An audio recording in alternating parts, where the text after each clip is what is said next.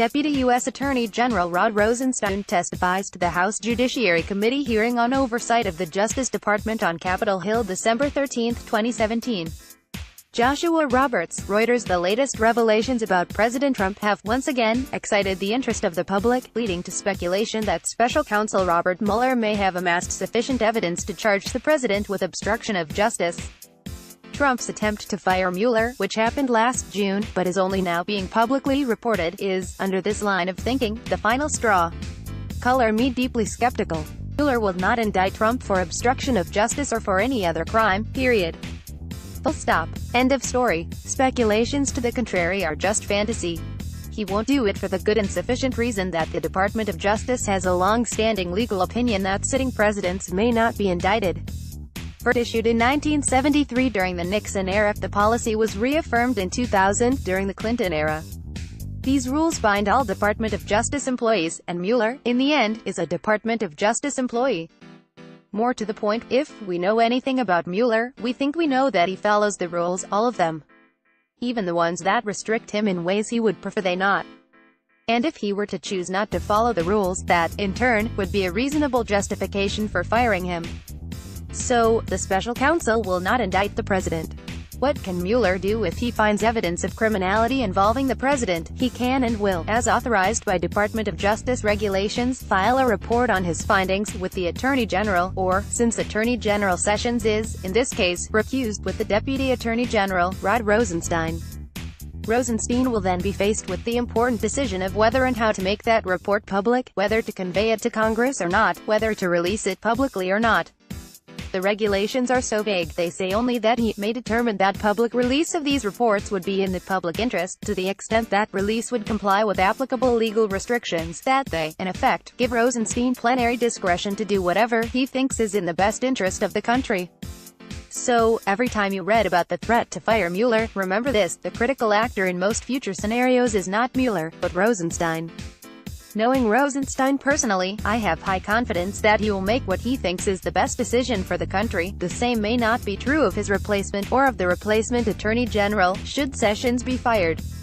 That, of course, is why the highly dubious, secret memo, prepared by House Republicans reportedly targets Rosenstein, even though he is a Trump appointee who advocated firing Comey. Trump supporters fear he will follow the rule of law. But what of the substance of the obstruction charge? Our pundits write that the case against Trump is becoming stronger, even if as a legal matter the president may not be charged.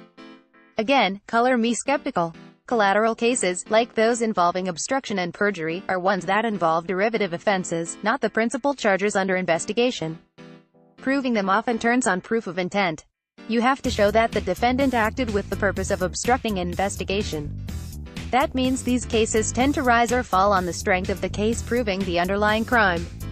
It matters very much to juries and the public that we know exactly what it is that a defendant is covering up.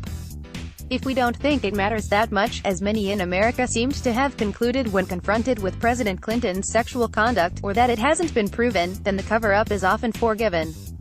In the Trump investigation, we have yet to determine whether the campaign was involved in an underlying crime of electoral manipulation involving Russia, much less how the broader American public thinks of it. Many, like me, see strong evidence of Russian interference in the American election system and good evidence, though less strong, that some in the Trump campaign willingly accepted this and sought to take advantage of it.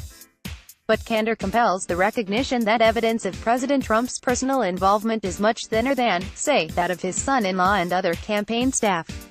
Indeed, in many ways, the sheer numerosity and blatantness of the president's intervention suggests that he really is sincere in thinking that he did nothing wrong. Were he truly concerned about the criminality of his former actions, he might well have been more cautious in so openly attempting to subvert the investigation. Unless and until stronger evidence of the president's personal involvement in contacts with Russian influence peddlers is developed, the derivative obstruction case will remain substantively problematic as well. All of which brings us to a final thought, admittedly far more speculative than what has gone before. Something concerns the president. That is clear. If it is not the alleged collusion with Russia, then what is it? Wisps of information in the wind suggest a far different, deeper concern. The president's finances have always been suspect. Some have thought them resting on shaky foundations. Ongoing investigations have looked to his banking and investments as well as those of his closest family. Several of the special counsel's prosecutorial hires specialize in money laundering cases, an odd specialty for an election fraud, computer hacking case, which basically is what the Russia investigation amounts to.